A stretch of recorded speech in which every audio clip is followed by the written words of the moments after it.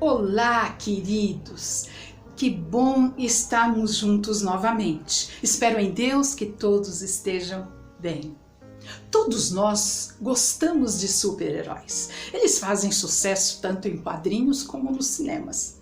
Um super-herói ou uma super-heroína é personagem que normalmente está ajudando o mundo a se tornar um lugar melhor. São seres dedicados a proteger o público e a impedir que o mal avance. Vale salientar que algum desses personagens não tem necessidade de ter superpoderes para serem considerados super-heróis. Personagens como Batman e Homem de Ferro, por exemplo, seu status derivam da tecnologia que criam e usam, e não da biologia não humana ou sobre-humana como Super-Homem e Homem-Aranha. O meu herói favorito é o Zorro, Dom Diego de la Vega, de origem espanhola e com a aparência de um estudante inofensivo. Sentia-se revoltado com os poderosos, corruptos e cruéis que abusavam do povo humilde de Los Angeles e arredores. Para defender os fracos e oprimidos, resolve se transformar no Zorro, raposa em espanhol. Se veste totalmente de preto. Esconde a sua identidade por trás de uma máscara que mostra apenas os seus olhos ou o seu fino bigode. Eu gosto do Zorro porque ele é um herói extremamente humano. Não, ele não tem nada de extraordinário que não seja adquirido por um bom treinamento. Mas por que eu estou dizendo isso? Porque a maioria de nós que queremos viver uma vida abundante, plena, linda, sofremos calados dores inerentes à nossa natureza e às vezes temos que viver como super-homens e super-mulheres, que não sofrem fraquezas, que não se abalam com traições e decepções, que não se deprimem com a solidão, que não se angustiam com nada. Aí eu olho para o apóstolo Paulo, visto por nós como um grande herói, e na cabeça da gente a gente o vê assim.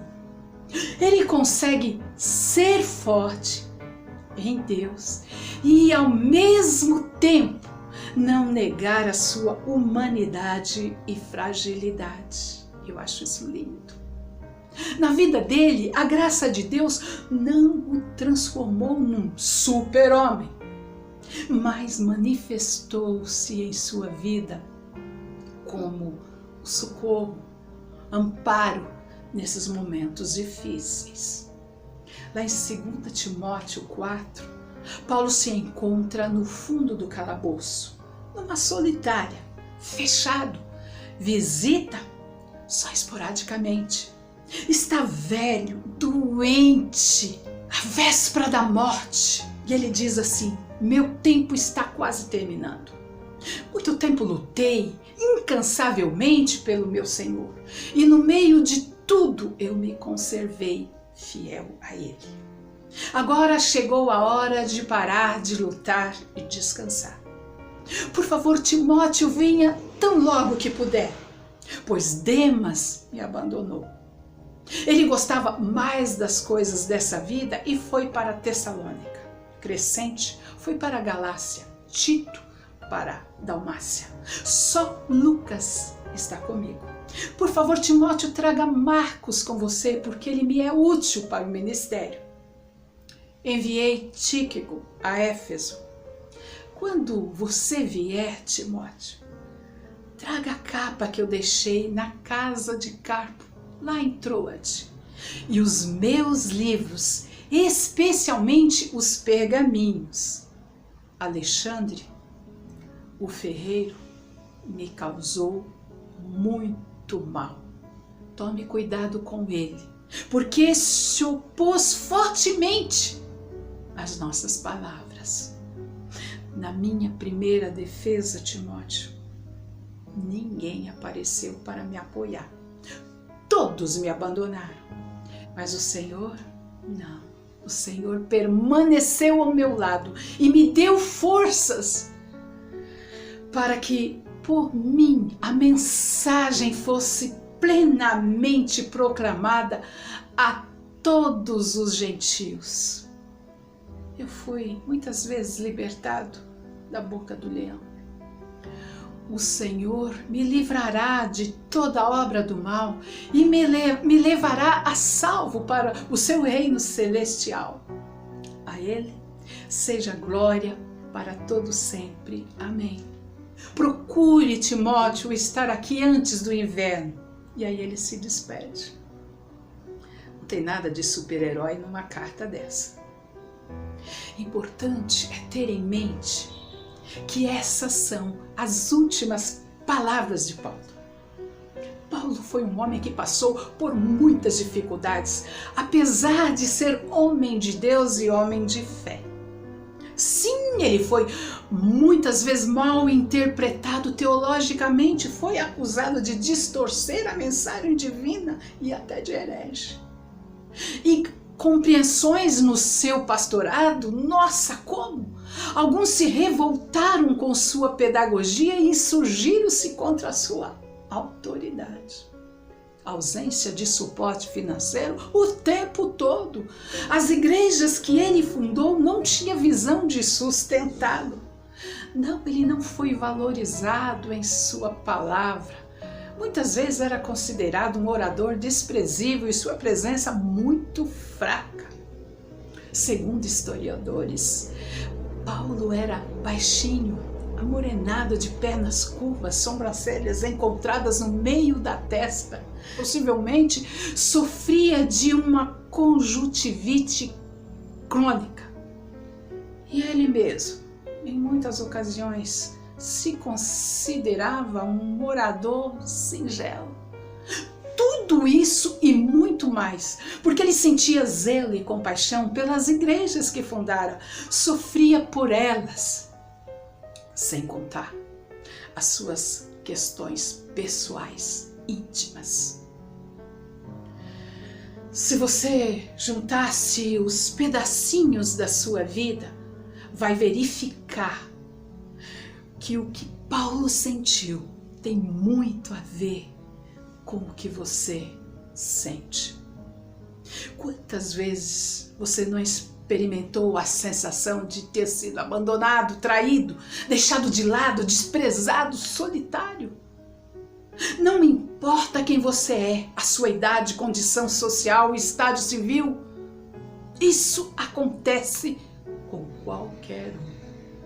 As saídas que Deus mostrou a ele, vai mostrar também a você. Pense comigo, ser cristão não significa deixar de ser humano. Paulo era um ser humano, apesar de sua íntima comunhão com Deus, do seu relacionamento com Deus, jamais perdeu a fragilidade da natureza humana diante da realidade de seus sofrimentos. A grandeza de um homem está na sua própria humanidade. A beleza da sua espiritualidade está na confirmação dessa humanidade diante de Deus.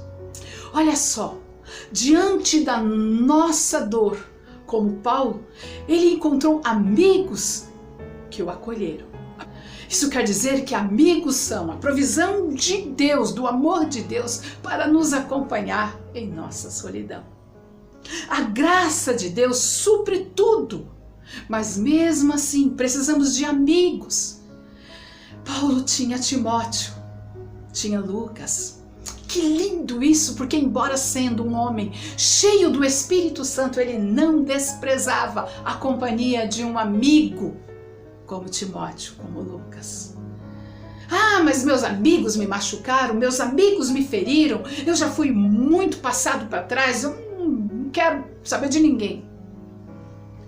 É melhor ser traído por ter confiado do que nunca ser traído por nunca ter confiado. O amor de Deus não nos isenta de termos profundas decepções com as pessoas. Ele cita Demas e Alexandre. São nomes que trouxeram na vida de Paulo muito sofrimento. Mas ele sabia que a graça de Deus não nos isenta de tais experiências. E o bonito de tudo isso, em 2 Timóteo 4,17, ele fala que Deus esteve ao seu lado. Apesar de não ter sido poupado da dor, ele era fortalecido em suas fraquezas e carências, pelo amor de Deus e pelos amigos. Mas ele nunca deixou de ser humano, de ser gente.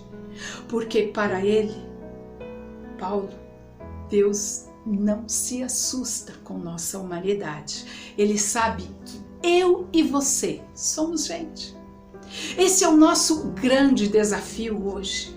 É experimentarmos essa graça de Deus sem que precisamos nos transformar em super-heróis espirituais. E Paulo, em suas últimas palavras, ele diz: combati o bom combate e guardei a minha fé. O que ele está dizendo é que eu vivi sendo eu, Paulo, humano, e Deus me deu força para chegar até aqui. Você não precisa ser um super-homem nem uma super-mulher. Você só precisa ser você mesma. E Deus não espera mais nada da gente, a não ser que a gente seja gente. Só isso. Então, levante a sua cabeça, não se sinta pequeno porque você não é um super-herói. Não. Seja gente. Já é pesado demais a gente ser gente. E é isso que Deus espera, que sejamos gente da melhor qualidade. Que Deus te abençoe.